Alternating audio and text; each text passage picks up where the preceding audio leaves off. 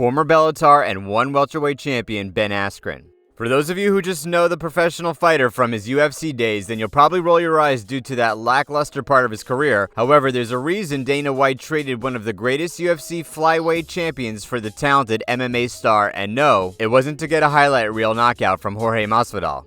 Rewinding to the beginning, Askren started training for wrestling during his 6th grade year. While his father introduced the sport to the Iowa native at the age of 6, Askren didn't take the sport seriously until he reached the 6th grade. Askren was quite active in sports throughout his young life. However, wrestling was his first and true love, and the future UFC star had all the backing and equipment from his father to train for the sport. When Askren got into high school, he was essentially a pro at this point due to all the practice and training throughout his years. During that time, Askren became a 2-time WIAA state champion out of Arrowhead High School in Wisconsin. He also placed on the podium at multiple U.S. national tournaments in folk style, freestyle, and Greco-Roman. The same story can be said about Askren during college, where Funky continued to kick butt and place second at the NCAA and Big 12 Conference Championships, and that was just in his freshman year. Askren only got better as the years went by, and by the time he graduated from college, he had a record of 153-8. Fast forward to 2008, and Ben Askren is fighting alongside former UFC heavyweight champion Daniel Cormier and former UFC bantamweight champion Henry Cejudo in the Olympics. Though Funky won his first matchup, he would end up losing his next bout and was soundly eliminated from the competition overall. Following his time in the Olympics, Askren decided to try his hand at MMA and join the infamous American Top Team, which currently houses names such as Jorge Masvidal, Joanna Jędrzejczyk, Dustin Poirier, and UFC Women's Bantamweight and Featherweight champion Amanda Nunes. Askren finally made his professional MMA debut on February 7, 2009, beating Josh Flowers via TKO.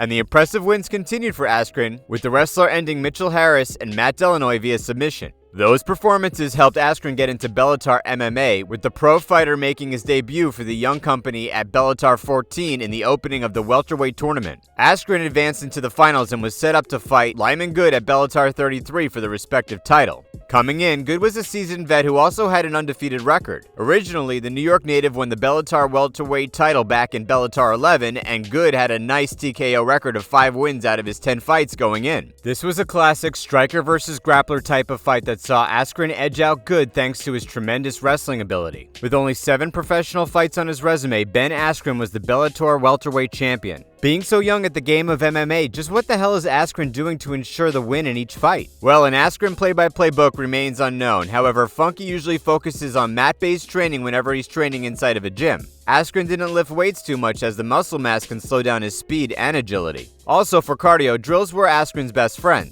Sure, he hated doing those workouts, but considering Askren was riding a nice wave of momentum, you could understand why he continued with the exercises. Askren's training regime continued to prove top-notch as the newly crowned Bellator welterweight champion added Nick Thompson, Jay Hiran, Douglas Lima, Carl Amisu, and Andrei Koreshkov to his growing list of wins. Following his last win, Askren was released from his Bellator contract as it appeared that the Bellator welterweight champion had the desire to fight in the UFC, thus Bellator officials thought it was best to release the undefeated fighter. However, Askren's time with the UFC wasn't meant to be just yet, as Dana White and company didn't feel that Funky was quite ready for the big boys yet. If only Dana White had said this to CM Punk. Instead, Askren fought for the ONE FC, and within 2 fights, the 36-year-old had secured the ONE welterweight championship. This was no easy feat, as Askren had to beat Nobutatsu Suzuki, a man who had 10 record knockouts in his MMA career. Like so many other fights, Askren used his wrestling ability to get the better of his opponent, resulting in the undefeated fighter winning thanks to a TKO. Like Bellator, Askren dominated the welterweight division in ONE, successfully defeating Nikolai Alexakin, Agalon Tani, Sebastian Kadistan, and Shinya Aoki. The fighters of the ONE promotion didn't exactly have the same style as the men and women back in Bellator. During several interviews before his big fight against Sebastian the Bandit Kadistan, who was 9-3, at ONE Championship Shanghai, Askren explained how his training evolved from his time in American Top Team.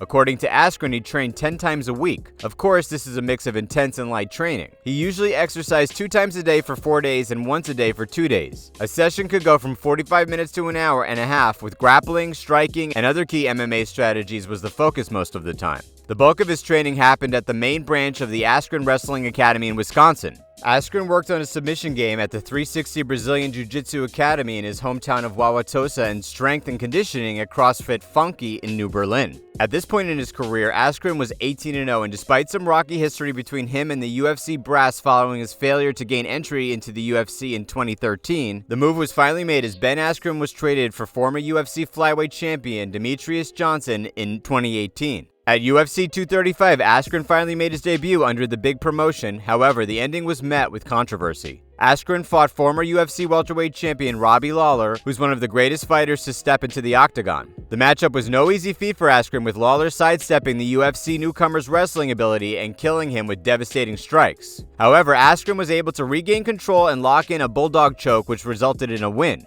The controversial part is that many believe that Herb Dean stopped the fight too early. Whether you believe Askren won or lost, Funky remained undefeated and was going for his 20th win inside of the octagon. Unfortunately, Ben Askren would never get it. After some trash talking between Jorge Masvidal and Ben Askren on social media, the welterweight bout was made official between the 170-pound fighters at UFC 239. The matchup didn't last longer than 5 seconds as Askren was out cold thanks to a knee from Masvidal. Following that quick loss, Askren returned to the octagon in October to fight veteran Damian Maia, and though the former one welterweight champion put up a good fight, Maia ultimately got the victory with a submission in round 3. It was clear Father Time had gotten the better of Askren, whose injuries throughout the years have slowed down the former Bellator welterweight champion. Askren announced his retirement a short time later, citing the culmination of injuries as the reason. However, Askren didn't stay out of the spotlight for long as the retired fighter traded some barbs with rising star Jake Paul, who was gaining notoriety in the boxing world. Soon enough, the fight between Askren and Paul was made official. Despite being a great athlete, Askren's strength was always wrestling, something he couldn't use in boxing.